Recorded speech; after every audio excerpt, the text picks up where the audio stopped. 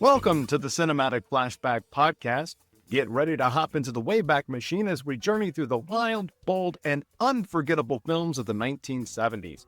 Each episode, we'll break down a classic movie or forgotten gem by exploring the who's who of each film, diving into the premise and the plot, and see how it performed then and now, and wrap things up with, did it groove through the decades or lose its steam?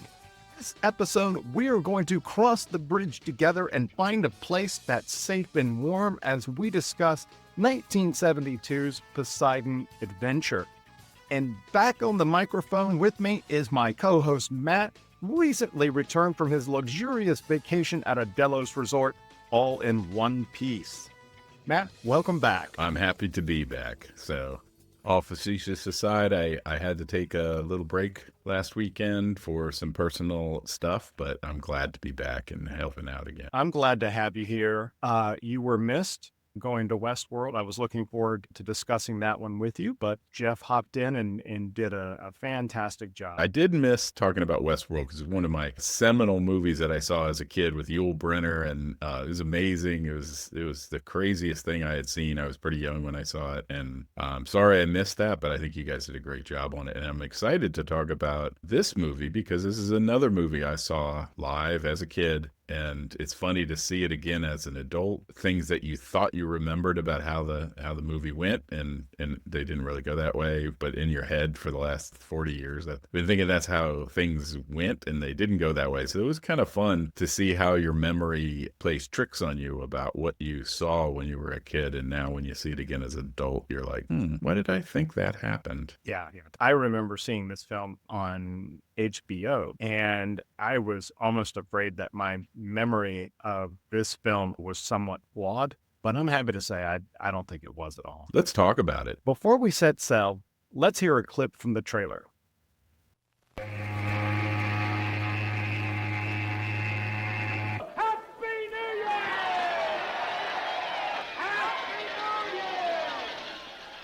the early morning hours on January 1st, the SS Poseidon, en route from New York to Athens, was struck by a 90-foot tidal wave. Oh, my God. And capsized. Irwin Allen's production of The Poseidon Adventure.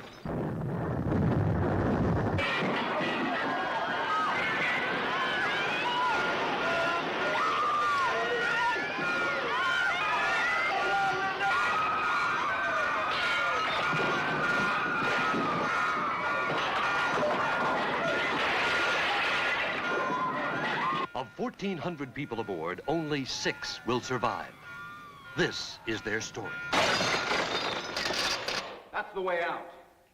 That's our only chance. Don't listen to him! Gene Hackman, Ernest Borgnine, Red Buttons, Carol Lindley, Roddy McDowell, Stella Stevens, Shelley Winters, Jack Albertson, Pamela Sue Martin, Arthur O'Connell, Eric Shea, and Leslie Nielsen. Who will survive? The combined talents of 15 Academy Award winners bring you The Poseidon Adventure, a Ronald Neame film coming from 20th Century Fox.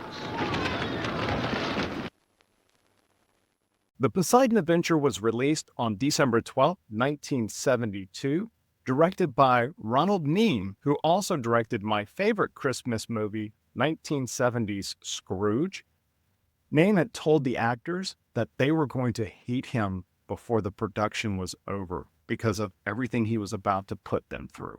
And I think that he put them through the ringer. I would agree. But the result, I think, was worth it. Nearly all of the stunts were performed by the actors. And even at one point, they almost started getting carried away because they wanted to outdo each other. All the actors, however, at one point complained to the production staff about how difficult the shoot was physically. Yeah, I can see that. I think it shows. Irwin Allen produced the film and distributed by 20th Century Fox.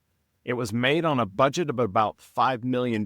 It went on to gross over $84 million worldwide. So the Poseidon Adventure was one of the biggest box office hits of 1972, and it helped launch the 1970s disaster movie craze. The film was nominated for 8 Academy Awards. It won for the Best Original Song the morning after. In the film, the song was not sung by actress Carol Lindley, but by Renee Armand, and the song was re-recorded after the awards by Maureen McGovern. It became a #1 hit in August of 1973. The film was also awarded a Special Achievement in Visual Effects, which everything up there on the screen, it looked great. And when Stella Stevens, who played Linda Rogo, read the script, she said, whoever they get to play the fat lady, she's going to be nominated for an Academy Award. Shelley Winters was indeed nominated for the Academy Award for Best Supporting Actress, but did not win it. She actually gained quite a bit of weight for the role, but... Now, I was reading that she had gained maybe 35 pounds. For the rest of her life, she's always was trying to get rid of it. Yeah, it's like the people that shave their eyebrows off and they never grow back. This film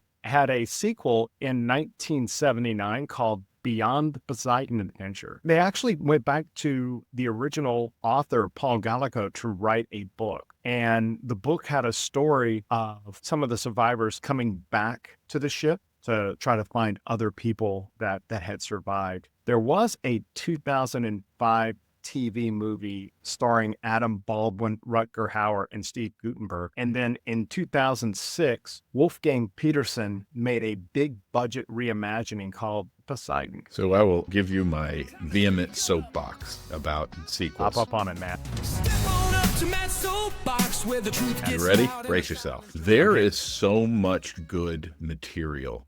Why in the world are you remaking something that is not as good as the original when there's so much material to make great movies? A good example is Philip K. Dick, if you're a science fiction person. Yeah. He wrote so prolifically, and if you look at what they did, they just kept doing new stories as movies, and they've all been super successful, and they're all very independent. That's what they should do. Stop trying to, but it's typical when you get money involved in something like this. It's like they want a sure thing, they want to cash in, and I think what you get is a less good product. I kind of feel like it's my role to punish Hollywood by not attending sequels.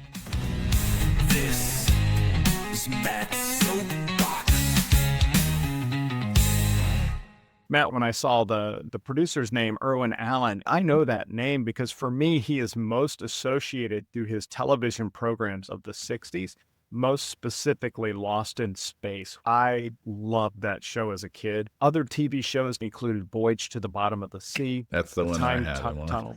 Yeah, The Time Tunnel and Land of the Giants, which I haven't seen any of the other ones, but I have always wanted to go back and watch those. So Voyage to the Bottom of the Sea was a definite staple for me, and I think that I'm trying to remember the name of the submarine because it had a big picture window in the front, and yes. It was crazy. It was neat. And I think the captain was Captain Nemo. Was he the captain or was it I don't remember, but it was. I didn't see it. That was a great show. I love that. Yeah. It was good. 20th Century Fox was trying to scale back because there were some musicals that had done very well, but then they started missing. And so there was a lot of films that cost a lot that ultimately didn't do very well. So 20th Century Fox told Alan that he's going to have to raise half of that $5 million for the budget. So Alan crossed the street to a country club that he was a member at, found several of his friends playing cards, and he convinced those friends to back the Poseidon Adventure. I wonder what cards he must have been holding. That sounds like the sort of the early incantation. I don't know if you remember this, but I remember when I was just getting out of college in like 1985 or so, they had these investments that you could make and you would become an investor in a movie. And they were like, it was almost like a fund you could buy into. And I don't remember the names, but a friend of mine bought into I think it was a Disney done one, because he was like, who doesn't like Disney movies back in the 80s, right? And he invested a couple of $1,000s, and he made a ton of money back from it, because they were all very successful. But that was a new way of financing. Almost sounds sort of like a precursor to what you're describing. Looks like the precursor Kind of to that. the book I just finished reading called The Movie Brats, which I really recommend if you like. The first few chapters are just all history of Hollywood and goes into how filmmaking was made. And they talked about that very thing that you're talking about. Cool. So one thing we can agree about with Irwin Allen and the cast that he assembled is that he stacked the deck with them. Once again, we have our favorite, Gene Hackman, starring as the Reverend Frank Scott. He was fresh off the French Connection Oscar win, and Hackman brings that intense energy to this role. What did you think of Hackman in this one? It's Gene Hackman, so he delivered a quality performance as always. I thought it was an interesting performance all through, and he's almost like Sisyphus trying to roll the rock to the top of the mountain because it keeps falling back on him. He's trying to convince people to come with him towards the bottom of the ship because they're upside down. I mean, he does such a great job because you're watching it and you feel the frustration. Yeah, he does it. I mean, he's just a great actor. I guess he was right off the French Connection. You can see a little bit of that intensity kind of comes through, and then it softens a little bit, especially as he relates to the kids who he's helping to shepherd to safety. Did you ever see the movie The Royal Tannenbaums? I did. Ben Stiller was just in awe of getting to work with Gene Hackman. And he was trying to work up courage to tell him that he loved his performance, the Poseidon Adventure. And when he finally did, Gene smiles at him and he goes, "Oh yeah, the money job." Yeah, well, he delivered, so. Absolutely. He beat out George C. Scott and Burt Lancaster for this role. You know, when you say those two names, Burt Lancaster would have been good. He might have been too much like the other priest. I thought he would have been more like Ernest Borgnine. And that's what I liked about Mike Rocco. He and Reverend Scott were different sides of the same coin. Meaning they're both, hard-headed and convinced of what they think, but they kind of negotiate how they're going to go forward in terms of he lets him, will you go find and we'll give you 15 minutes. What did you think of Shelley Winters as Belle Bosun? I think she did a great job. She was funny. She's obviously a classic funny person, and she does a lot of self-deprecating humor.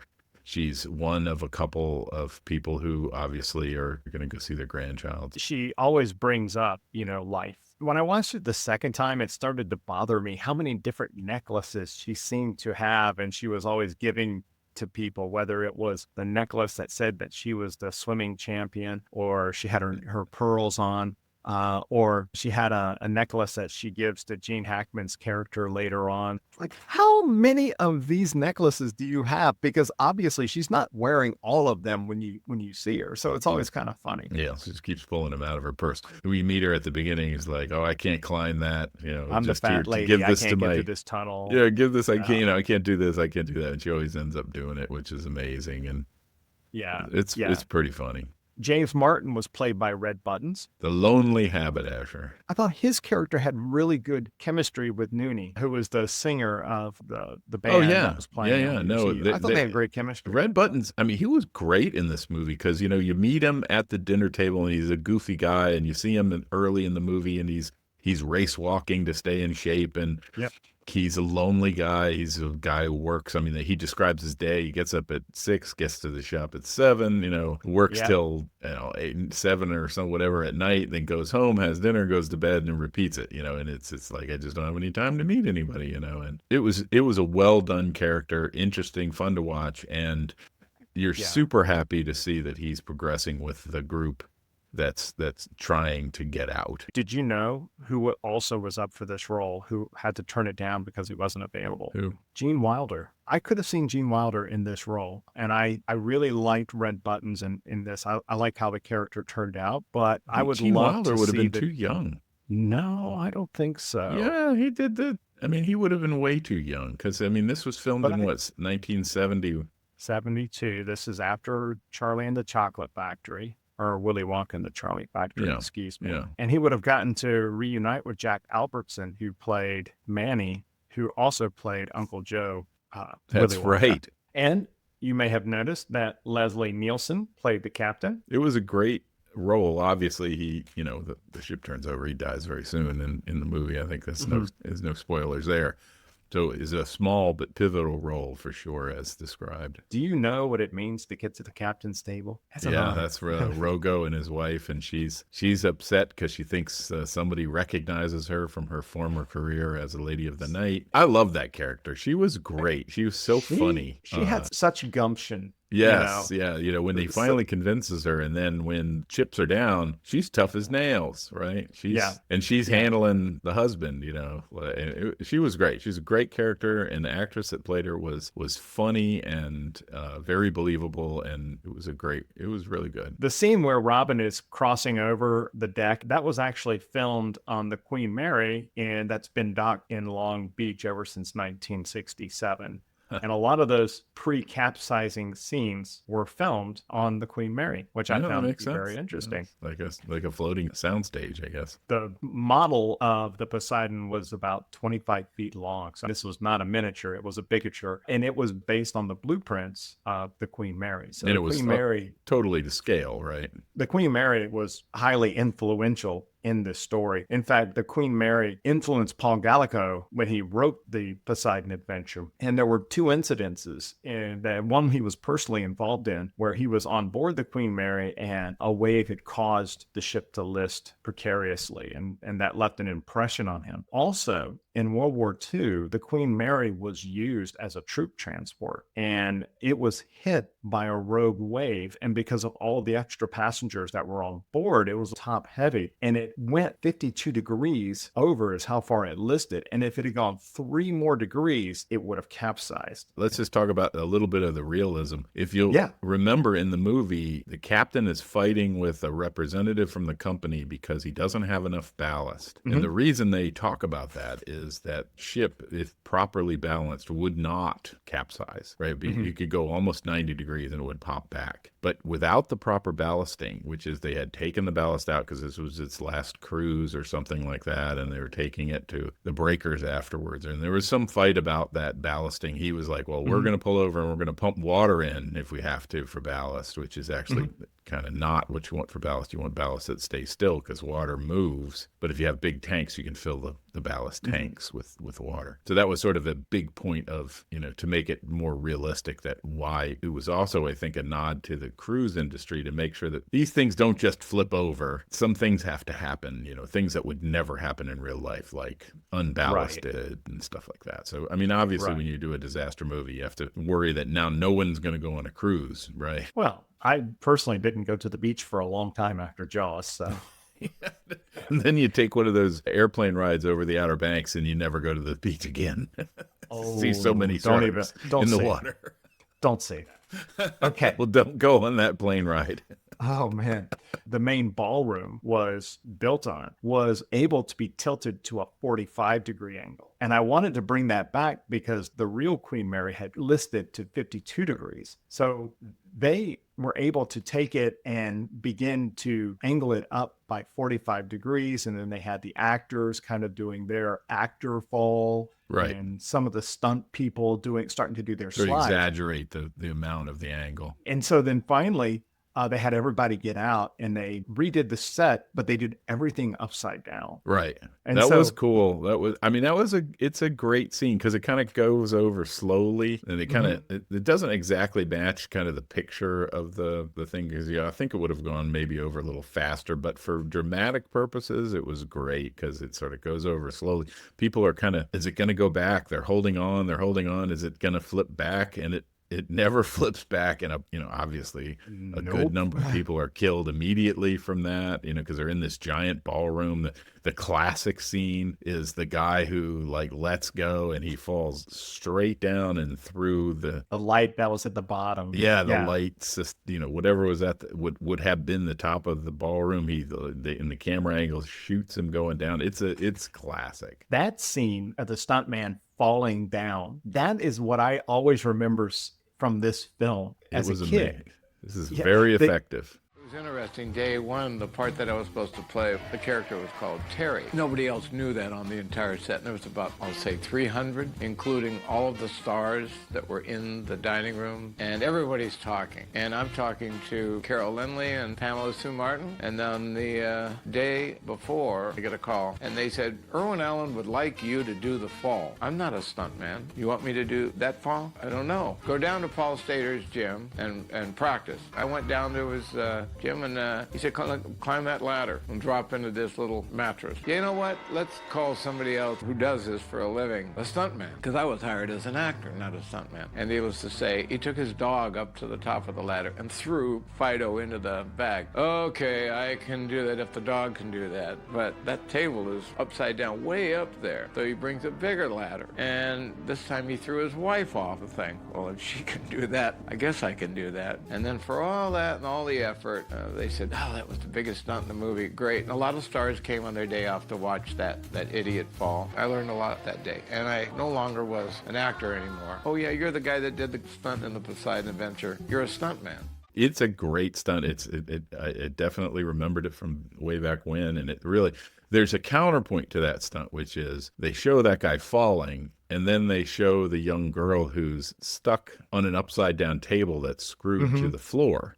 And, and that's not unreasonable. The tables on a boat might be screwed to the floor. That would make sense. Keep from moving. My aunt, who was a travel agent, used to tell me is you don't really have to worry about the cruise ship rocking and rolling until they come out and wet all the tablecloths. When they wet the tablecloths, that keeps the plates from sliding around. Oh, that's cool. Gene Hackman now has to convince people that to stay there is not the best choice. And he is butting heads with the ship's purser, who wants everyone to stay there, that rescue will be coming soon, and don't leave. If you're there, what's your course? What are you doing, Matt? I would have done exactly what they did, which is go to the bottom of the ship. You're upside down. That is what's in the air. If they're going to get to you, that's where they're going to go. If you sink, that's the last place the air is going to be. So for any reason, I would have gone to the bottom of the ship as high as I could get, as fast as I could get. Always climb up, because you're not going to be able to climb down. You have the people that are,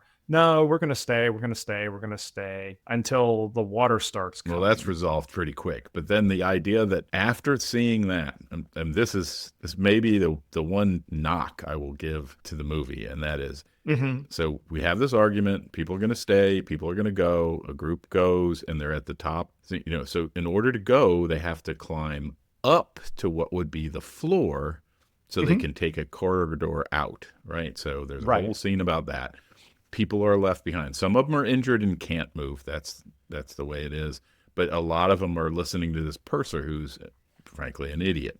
And what he should have been saying is, I believe we're going to be saved here, but anybody that wants to go should go. That's what he should have said. People see him as an authority, right? Yeah. And but he's clearly an idiot. But what happens, though, is right after that, and I think we can say this in the film, is that our heroes, they climb up, they get out, they're moving their way, and the water starts to come in to the ceiling of the salon they were in, and all those people can't get out. And so after that, I just find it hard to believe that at any juncture when the Reverend says we're going this way, anybody would argue with him.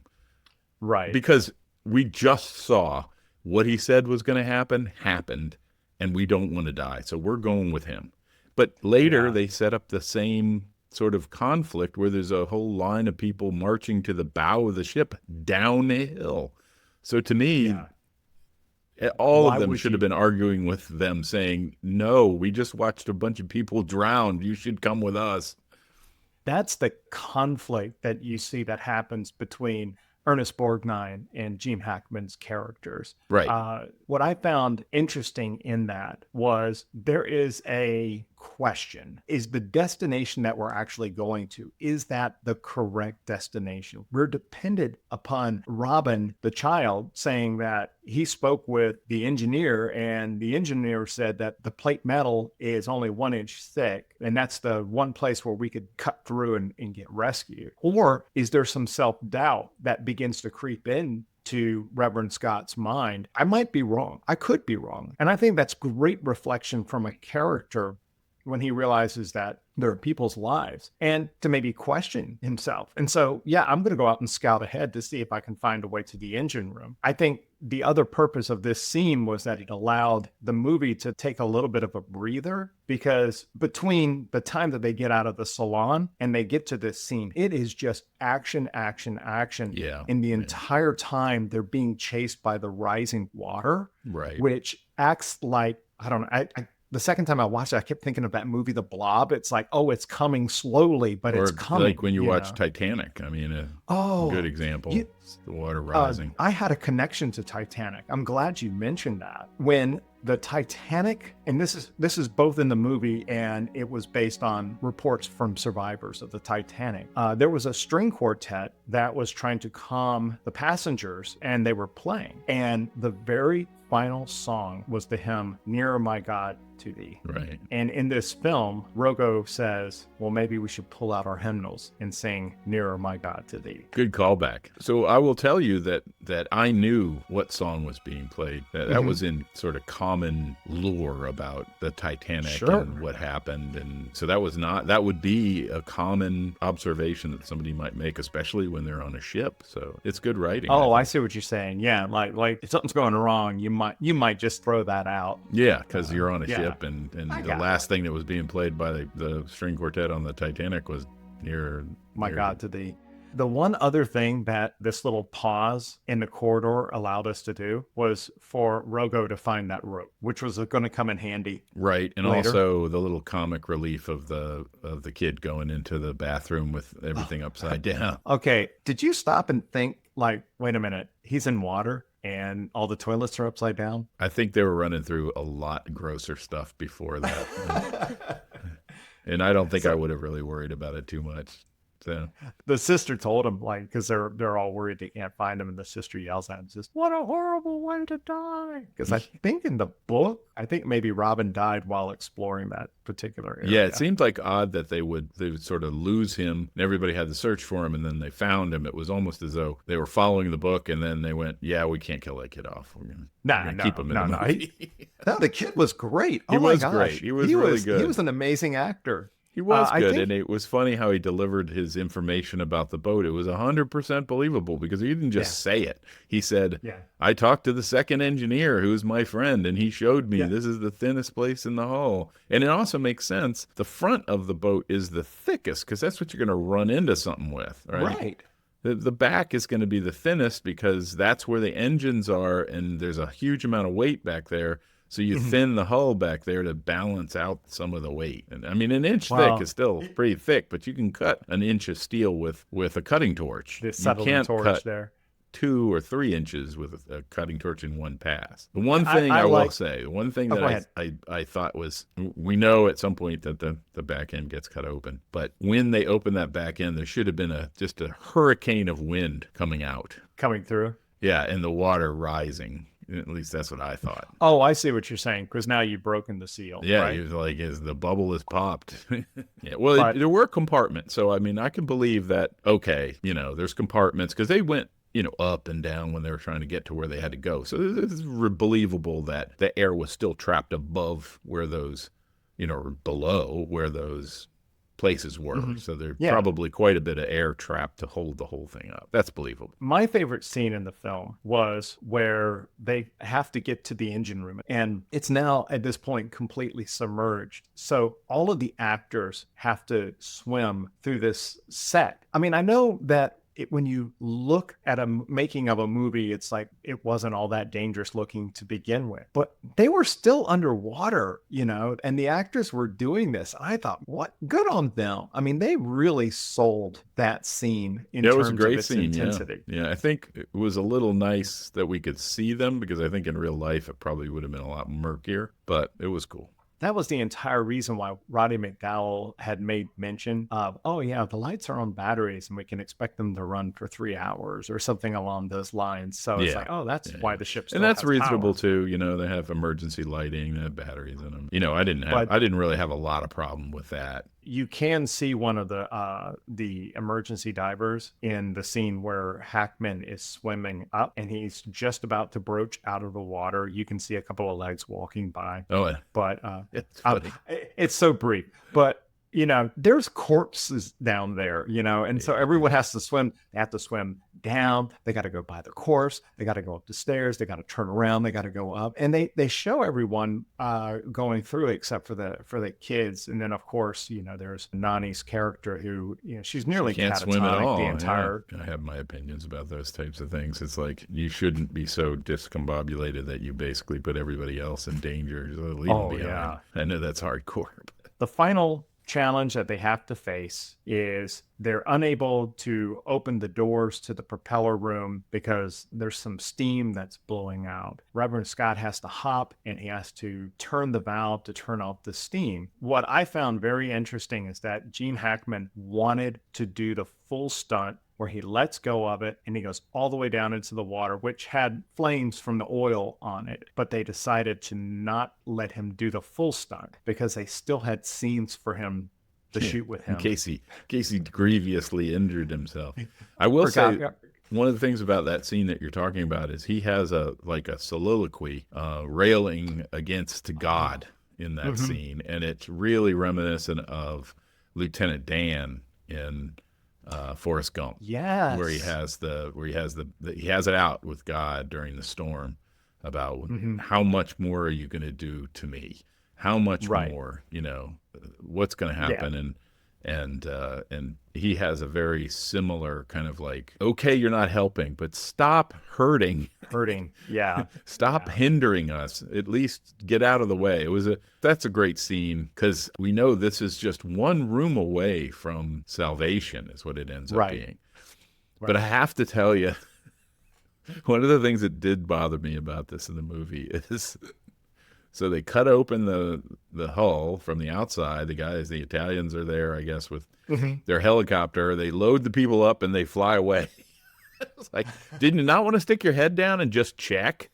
Is anybody else behind you? They just got in the planes and they just left.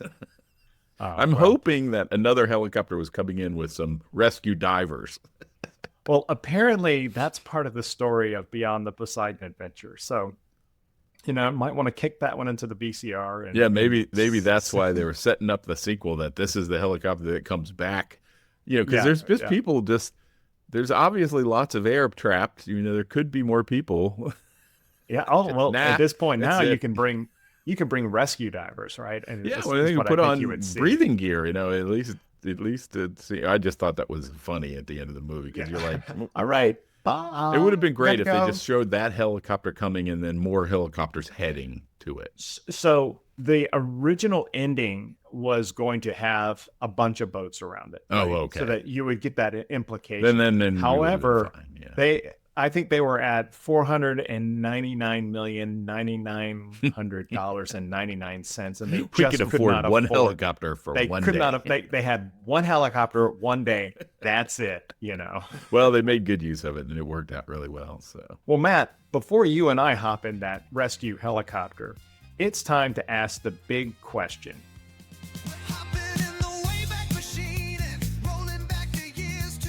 Does the Poseidon Adventure still groove, or did it skip a beat? Well, if you're asking me, I say it's still grooved. When I watched it, it was so long ago that I saw it, I could not remember everybody that survived.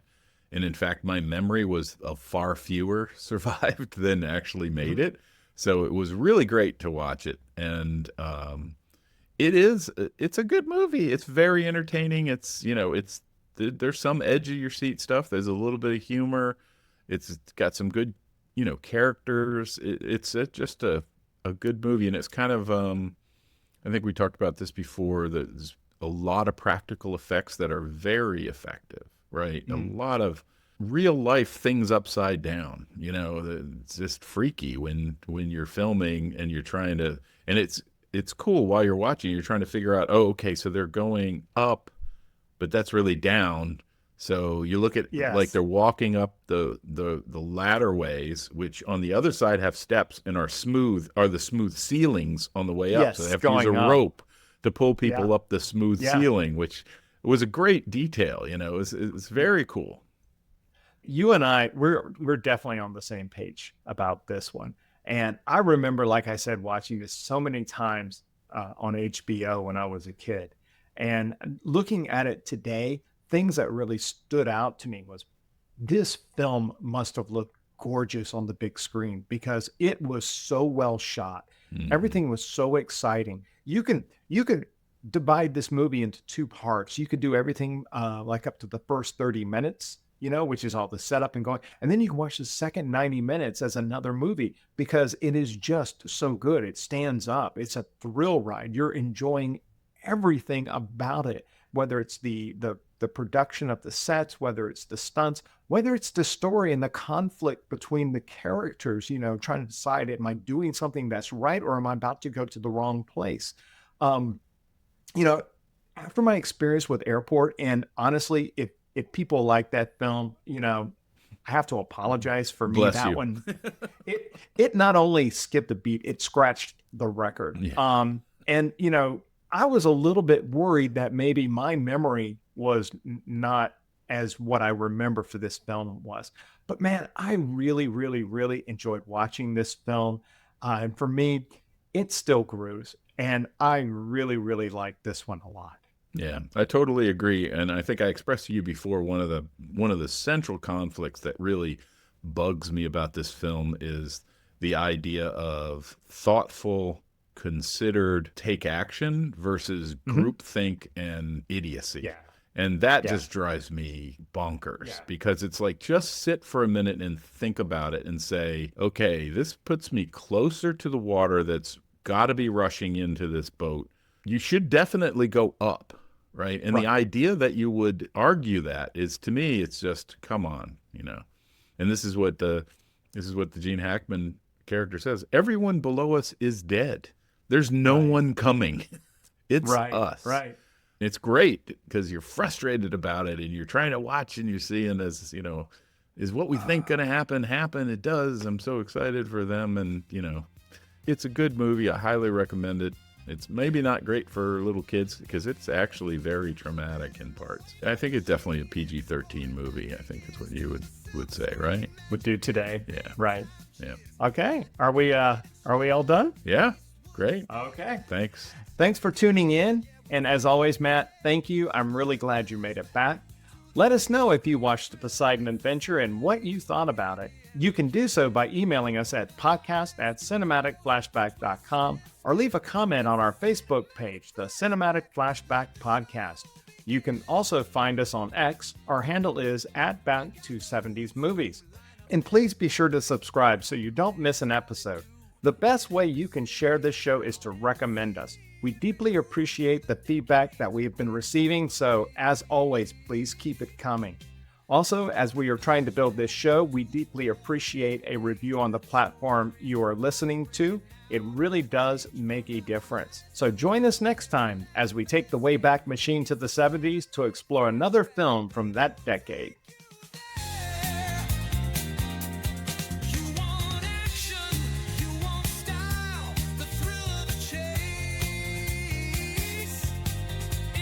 How much more, what's going to happen. And he has a very similar kind of like, okay, you're not helping, but stop hurting. Yeah. Stop hindering us. At least get out of the way. It was a very moving kind of like, I strike at thee from. Are you really going to go back to Star Trek? Yeah, obviously, Shakespeare. Wrath of Khan. No, it's strike at thee actually, from. It's a Moby Dick. Yeah, Moby Dick. Yeah. Flashback, put your taste to